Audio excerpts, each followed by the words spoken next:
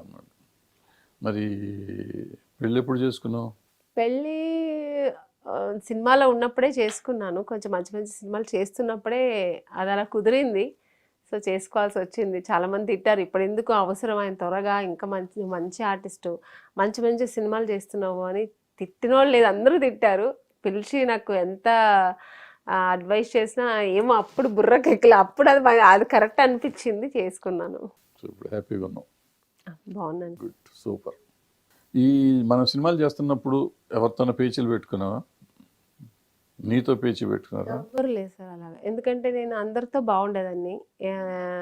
అందరూ నాతో కూడా అంతే హ్యాపీగా. ఇప్పుడు హీరోయిన్స్ తీసుకున్నా కూడా ఎక్కడ మాకు ఈగోస్ ఉండేది కాదు. నా వర్క్ నాకు, వాళ్ళ వర్క్ వాళ్ళకి. సౌందర్య కానీ, మన రమ్యకృష్ణ గారితో వర్క్ చేశాను, రోజా గారితో వర్క్ చేశాను, ఇంద్రజ, ప్రియారామన్, ఇలా అప్పుడున్న హీరోయిన్స్ అందరితో వర్క్ చేశాను. అందరూతో చేసినప్పుడు బాగానే ఉంది. నాకు ఇక్కడ ఏది అలా అంటే చేస్తున్నప్పుడు నాకంటే వాళ్ళకి బెటర్ క్యారెక్టర్ వెళ్ళింది, అది అది వెళ్ళిపోయింది. నేను ఒక్క దాంట్లో ఫీల్ అయ్యాను. ఎక్కడంటే శుభలగ్నం సినిమా రిలీజ్ అవ్వక ముందు ఇంకా షూటింగ్స్ చేస్తున్నప్పుడే సగం సినిమా అయింది. అక్కడ నేను చాలా ఫీల్ అయ్యేదాన్ని. ఎందుకంటే ఒకవేళ నా క్యారెక్టర్ నెగటివ్ అవుతుందేమో అనిపించేది ఆ సెకండ్ హాఫ్ చేస్తున్నప్పుడు. ఎందుకంటే డైరెక్టర్ గారు ఫస్ట్ హాఫ్ది కొంచెం సీన్స్ సెకండ్ హాఫ్లో మిక్స్ చేసి చేసేవారు అనమాట. అప్పుడు నాకు ఆ సెకండ్ చేసేప్పుడు అలా అనిపించేది. ఒకవేళ నాకు నెగటివ్ అవుతుందేమో, నాకు వ్యాంపిష్ క్యారెక్టర్ అవుతుందేమో అని కొంచెం ఫీల్ అయ్యాను. అలాగే సాంగ్స్ చూసాం. సాంగ్స్ చూసేప్పుడు అన్ని సాంగ్స్ షూట్ చేస్తారు. సాంగ్స్ చేస్తుంటే నాది సిచ్యుయేషన్ సాంగ్స్. అది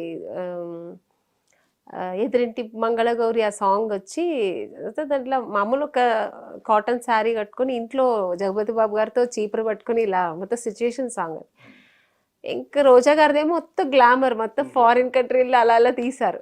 అది చూసినప్పుడు ఎక్కడో ఫీల్ అయ్యాను. నాకు నా క్యారెక్టర్ చాలా ఒకలా ఉంది. కానీ రోజా గారు చాలా అప్పటికే చాలా సినిమాలు, పెద్ద పెద్ద సినిమాలు చేశారు. గ్లామర్ హీరోయిన్ అనిపించుకున్నారు. అయినా అక్కడ పక్కన నేను తగ్గిపోయానేమో అనిపించింది. నాకు మరీ డల్ అయిపోయానేమో అనిపించింది. అప్పుడు చూసిన తర్వాత కొంచెం ఫీల్ అయ్యాను. కృష్ణారెడ్డి గారు పిలిచి, డైరెక్టర్ గారు ఏంటి ఆ డల్గా ఉన్నావు, సాంగ్స్ చూసి డల్ అయ్యావా, ఇన్ని సాంగ్స్ నీ సాంగ్ హిట్ అవుతుంది చూస్తూ ఉండు అన్నారు. ఏదో మనకు కంటి తుడవడానికి ఏదో అంటున్నారు అనుకుని, సరే సార్ పర్వాలేదు థ్యాంక్ యూ అనేసి వచ్చేసాను. ఇప్పటికీ అంటే ఆ సాంగ్ రీల్స్ చేసినోడు లేదు. చూసినప్పుడంతా నాతో కూడా మేడం ఆ సాంగ్ రీల్స్ చేద్దామంటారు, అంత పెద్ద హిట్ అయింది. సో సినిమాలో కూడా నా క్యారెక్టర్ ఆ తర్వాత నాకు ఎప్పుడు అనిపించిందంటే, సుహాసిని గారు వచ్చారు, దాంట్లో ఒక క్యారెక్టర్ చేశారు, గెస్ట్ రోల్. కూర్చొని ఆయన ఆవిడ కథ అంతా విన్నారు. కృష్ణారెడ్డి గారు చెప్తుంటే అప్పుడు ఈ అమ్మాయి క్యారెక్టర్ చాలా హైలైట్ అవుతుంది అన్నారు. అప్పుడు కానీ నాకు ధైర్యం వచ్చింది, అమ్మ బాబాయ్ పర్వాలేదు నా క్యారెక్టర్ బాగుందని. ఇంకా ఎంతైనా సీనియర్ ఆవిడ, ఒక డైరెక్షన్ డిపార్ట్మెంట్లో కూడా ఉన్నారు అందుకని ఆవిడ చెప్పినప్పుడు నాకు చాలా ధైర్యం వచ్చింది. నిజానికి అదే హీరోయిన్ క్యారెక్టర్ కదా, యాక్చువల్గా చెప్పాలంటే అదే heroine character. So negative shade ఉన్నా కానీ హీరోయిన్ క్యారెక్టర్. అసలు కథ అంతా ఆమె మీదే నడుస్తుంది కదా, ఆ క్యారెక్టర్ మీదే నడుస్తుంది. అంటే అది చేసేప్పుడు అలా అనిపించింది నాకు. భయం. మీకు అందరు గ్లామరస్ ఆర్టిస్టులు గ్లామర్గా ఉండాలనుకుంటుంటారు. గ్లామర్ ఒకటి, ఇంకొకటి ఆ క్యారెక్టర్ కూడా మొగుడు వద్దని, పిల్లలు వద్దని, డబ్బు కావాలా, అది అక్కడెక్కడో భయం వేసింది. ఏదో క్యారెక్టర్ వేరు ఎక్కడో పోతుందని.